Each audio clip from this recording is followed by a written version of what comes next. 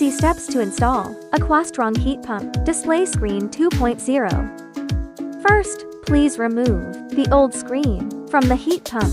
Next, gently unplug the connecting cable of the old screen. Now, remove the fixing frame of the old screen.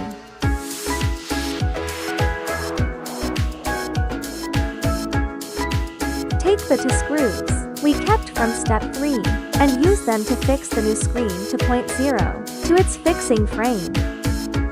Align the connecting interface of the new screen 2.0 with the cable on the heat pump and firmly plug in the connecting cable.